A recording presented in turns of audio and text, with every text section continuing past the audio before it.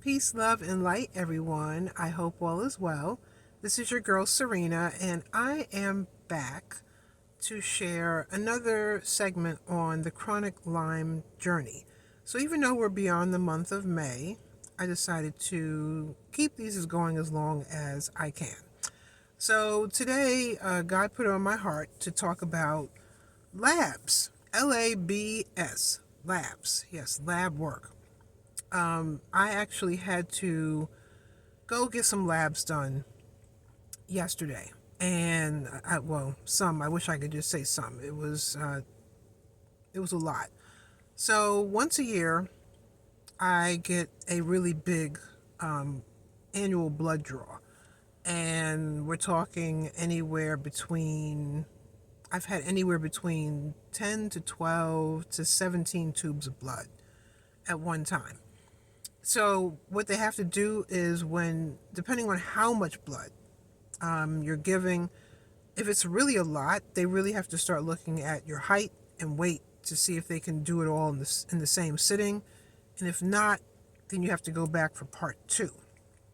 Or if you're like me, I have those little nice, small, tiny veins that love to roll and disappear. They do like a stop, drop, and roll mechanism, and unfortunately, they were not able to get all of my blood work done yesterday. We got a good portion. I think there was about 5 or 6 tubes they were able to get from me. I have to go back for 4 more. And this is the life of someone with Lyme disease. I have a binder in my house. It is a significant size of all the labs. The labs I have gotten done over the years. I have had, for those who are new to me, I was diagnosed with Lyme disease December 2012. I was bitten by a tick that past September 2012 and was misdiagnosed 9 times before the initial diagnosis by a whole slew of doctors before I found my integrative health doctor. And I was misdiagnosed a 10th time after that, after the diagnosis, because some doctors and practitioners just don't want to believe that you have Lyme. But I have had the gambit of lab work. So what people typically get is a complete blood panel. And I'd say it's typical. It's the general blood work.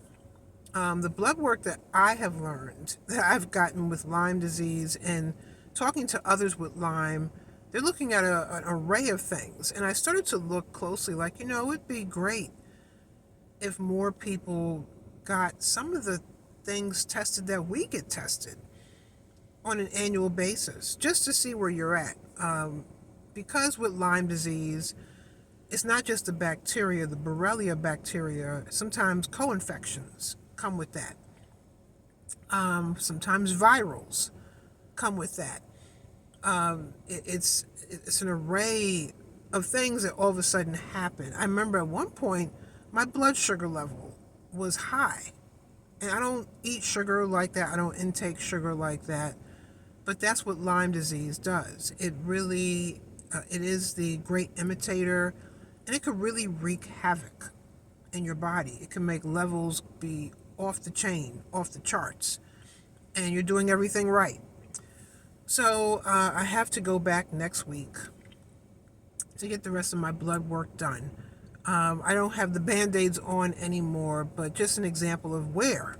Because I have small veins, I love to roll and do all kinds of things. I had to get blood work done in this wrist, around here, this wrist, around here, and then my arm. And then they tried a fourth place. But it is very delicate, this little area right here. You have to have the right phlebotomist to do that. All phlebotomists will not draw blood from your wrist. But this one, I had her last year. She's excellent. Shout out to LabCorp. She is excellent. She used to work in the emergency room. So she said, I'm used to what we call hard and difficult sticks. So I had her last year. She was able to nail it this time around. I told her I deeply appreciate her for what she was able to get. It is a method to drawing blood from your wrist. But yeah, those with Lyme disease, there was one point where I was getting blood draws every month, a couple of times a month. And between that and IV treatments, as I stated in my last post, I had 14 months of IV treatments. So on top of my veins being small and loving to roll around, that was before Lyme disease. I've always been this way. My mother was this way. They're even more fragile. They're like traumatized. Okay, so I always try to say affirmations before I go and get lab work done. I tell myself I love my body. I am divinely made. I'm uniquely made in God's eyes, and it's going to be a good day. Last week, I went to go and get my lab work done, even with the affirmations, and maybe it was the way I was feeling on the way there. They could not get any blood from me. They sent me home with nothing. And that happens. It has happened to me. It has happened to many with Lyme disease and those who have medical conditions that are pretty severe or just chronic. So I just wanted to stop by and just share a day in the life with someone that has either chronic Lyme or they're in the beginning stages of Lyme disease that is trying. It's trying. We're still trying to figure things out. We're going through an array of tests. That could be a whole other segment on testing, tests. But the lab work has been extensive. I even work with specialty labs.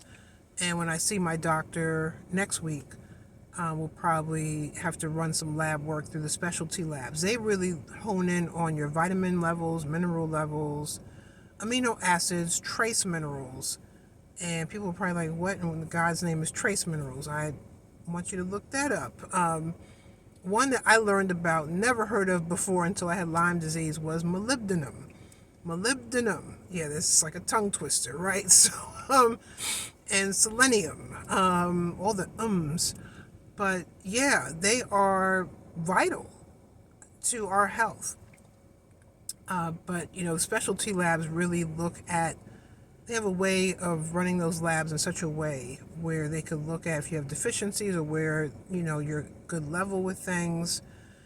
But again, what does that require? Yet another blood draw. Yes, another blood draw. But yeah, I'm just thankful that it's now down to annual. So once I go back next week and get the last 4 tubes done, they're hoping for less tubes. They're going to see how much they can get done with the tubes that were sent in. And after that, I won't have to have a really big blood draw again until next year. And I'm thankful for that because, like I said, there were times where I was getting blood drawn twice a month. And it was just part of my life. It's a part of those with Lyme disease. It's part of our lives.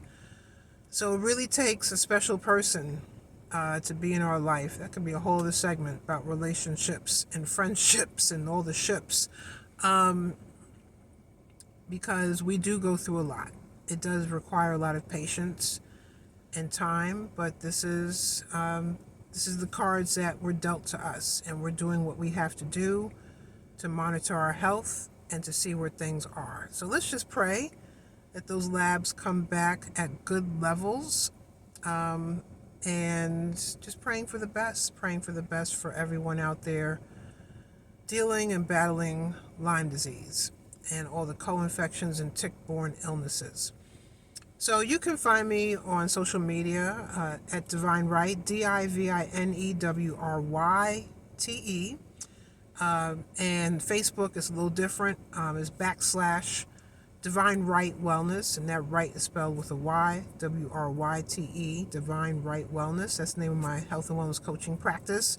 Or / Serena Wills, SERENAWILLS. And that is my time for today. And I'll be back. I'll be back to share a little bit more. Thank you for your time. I'm thankful for those who chimed in and said they're learning a lot. And may peace be with each of you, and one love. Bye.